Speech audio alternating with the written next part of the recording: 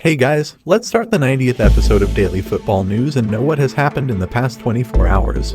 Why Henry defends Mbappe? PSG stance on Mbappe? Is Ronaldo to Manchester City possible? Eriksen appears at UEFA event. Madrid makes a bid for Mbappe. Ansu Fati updates. Ballon d'Or Feminine 2021 updates. Let's quickly find out all of these in this video. Before starting this video, don't forget to subscribe and hit the bell icon. So at first, without delay, let's get to know some main news of the day. The former France international says that the PSG star is doing nothing bad despite criticism amid ongoing links with a move to Spain. Thierry Henry has insisted that Kylian Mbappe is not lacking respect for Paris Saint-Germain amid ongoing links with Real Madrid and is ultimately hoping that he chooses to remain in France. Former France and Arsenal forward has told Amazon Prime of his compatriot's situation. "I don't know what is happening with Kylian Mbappe. We can always speculate and say a lot of things. What I see is that he is still there, that he is training, he is walking, he is running, and he is trying to create chances for his teammates. He scores, I know that well. He is a player who is also honoring his contract. He is doing nothing bad and he is responding on the pitch. So be happy. Like I often say, with an exceptional player we are always looking for the little things wrong. I hope that he will stay at PSG. I hope that he will be good and we will see what the future will bring him because it is normal to evaluate things. But is he lacking in respect towards someone? No, I have not yet seen that. He is there, he is present, and he is even playing well." PSG President Nasser Al-Khelaifi remains confident that Mbappe will commit to fresh terms at Parc des Princes, with it his belief that the World Cup winner has no reason to depart following Lionel Messi's arrival at the club on a free transfer. The Qatari businessman feels any other club would be a step down for Mbappe, as he said after Messi's unveiling earlier this month. His future is clear. He said it himself, he wanted us to have a competitive team. Well, we have the most competitive in the world right now, so there is no excuse for him now. He can't do anything else but stay. The race to succeed 2019 winner Megan Rapinoe is on, with the best players from around the world all vying for the top spot on the podium. After the award was cancelled last year due to the COVID-19 pandemic, the race for the Ballon d'Or Feminine is back on in 2021. It will be just the third time that the prize is won, having only been introduced in 2018. Lyon star Ada Hegerberg won the inaugural edition. Before US women's national team winger Megan Rapinoe picked the award up in 2019. After difficult years for the two iconic teams, it is unlikely that anyone from Lyon or the USWNT has their names called out this winter, with Barcelona's incredible treble-winning season putting their stars at the forefront of the discussion. However, with the award based on performances in the calendar year and not handed out until December, there is still plenty of time for players to stake their claims. As 2021 rumbles on, many of those US stars will certainly throw their hats into the ring. After all, the country's domestic league, the NWSL, is not set to reach its finale until late November. After being one of Spain's most exciting young players for several years, Aitana Benmati announced herself to the world this year with a Player of the Match performance. There is no better winger in world football than Caroline Graham-Hansen. What more is there to say about Alexia Putellas? The 27-year-old played a huge role in Barcelona's treble-winning season, often wearing the captain's armband as she contributed goals and assists aplenty throughout the year.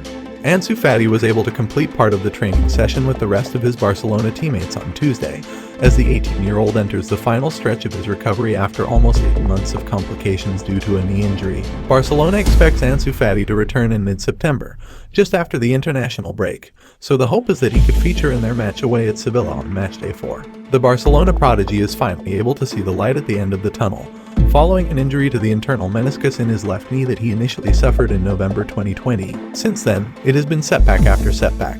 Ansu Fati's return now seems close, although both he and the club are keen not to rush him back and are prepared to wait until he is fully up to speed. At the beginning of August, Ansu Fati started doing individual work on the pitches at Barcelona's training ground, but now he is able to take part in sessions with his teammates once again.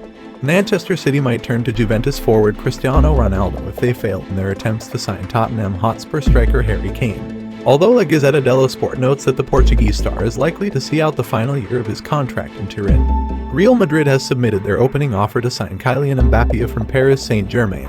Goal can confirm. The Spanish Giants are optimistic about getting a deal done before the transfer window closes next week, as they feel Mbappe will not sign a new contract in Paris with his current deal expiring at the end of the season. While Madrid has been hit hard financially by the coronavirus pandemic, they feel they are in a position to force PSG into selling one of the best footballers in the world. Madrid views this as the most important transfer in their recent history, with President Florentino Perez personally involved in talks. PSG and Madrid have a good relationship and talks have been carried out quietly and cordially. The issue is whether the clubs can agree on a fee. And with Mbappe's contract expiring in 2022, meaning he could speak to Madrid about a free transfer from January 1st, the onus seems to be on PSG to get a good price. Madrid manager Carlo Ancelotti previously said he does not know if the Spanish giants will land the 22-year-old and is satisfied with his current selection. "I don't know if he will arrive," he said at a recent press conference when asked about his side's interest in Mbappe. "I don't care what will happen. I have a very good and very strong squad. They give me a lot of happiness. I am focused on that. Let's wait these 10 days and now I am focused on the team that I have." During Denmark's opening game of Euro 2020 against Finland, their star man Christian Eriksen suffered a cardiac arrest and collapsed on the pitch, sending his home nation into shock. Thanks to the quick reaction of his teammates, Eriksen was able to receive the medical treatment he required, and his life was saved. The Inter player is now recovering and looking to make his return to football.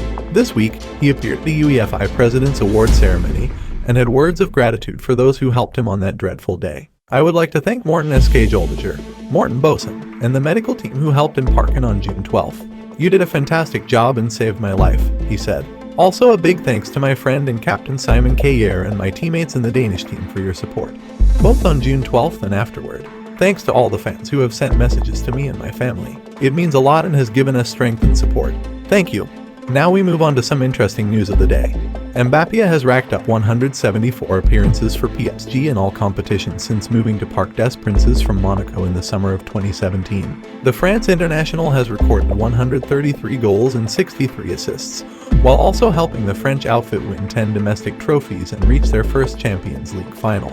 Andy Robertson has committed his future to Liverpool by signing a contract extension until 2026. The latest Real Madrid player to agree on terms on a new deal is midfielder Fede Valverde, who has penned a contract extension until 2027. The 23-year-old's previous contract was set to expire in 2025, but Real Madrid has opted to tie down his long-term future at the club. In fact, Valverde's new deal means that he now has the longest contract in the squad. Juventus are considering a move for Tottenham Hotspur midfielder Moussa Sissoko and would be prepared to offer Weston McKennie as part of the deal, says Sport. The Bianconeri initially wanted Tanguy and Donald but were some way off meeting Spurs' valuation. Juventus' main target, however, is Monaco's Aurelien Tchouameni. Pablo Sarabbia's game time at Paris Saint-Germain will be affected once Lionel Messi and Neymar return to action, with Tutto Mercado Web claiming that the Spaniard could join a Champions League caliber club. AC Milan are tipped as the most likely option, while he has also been linked with a return to Sevilla. Eduardo Camavinga is into the last 12 months of his contract at Rennes and, according to Alice France, the derby against Nantes could have been his last game for the club.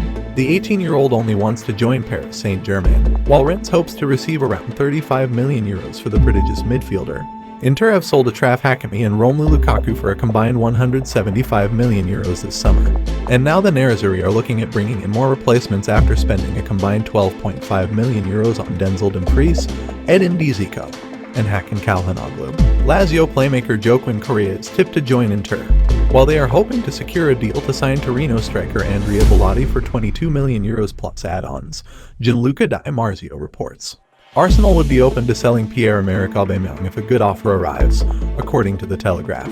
Radio Monte Carlo report that Layvin Kurzawa would interest Atletico Madrid in the event that Saul Niguez were to move to Chelsea. Sevilla are set to sign Thomas Delaney from Borussia Dortmund for around €6 million on a 4 or 5 year deal. West Ham are in the final stages of negotiations with Chelsea as they look to sign Kurt Zama in a deal worth around €30 million. Zama's departure should enable Chelsea to then make a bid for Sevilla centre-back Jules Kounde. When it comes to Mbappe and Ronaldo, I'm not sure if Mbappe is in play for clubs apart from PSG and Real Madrid. It's a different situation with Ronaldo. It would suit him to leave Juventus. It would suit Juventus if he were to leave, and I think that he is still hungry for a new challenge, or maybe a challenge he's had before. Ronaldo is someone who could be moving, but from Juve's point of view, they have been clear he has not told them he wants to move, and they have not had any offers for him. Spanish football expert Alvaro Montero joined Sky Sports News to talk Kylian Mbappe and says that while Real Madrid are confident of luring Mbappe from Paris Saint-Germain, they are wary of possible competition from Liverpool. So, this was the end of our 90th episode. We will be back with more interesting news and transfer rumors tomorrow. Don't forget to subscribe and hit the bell icon.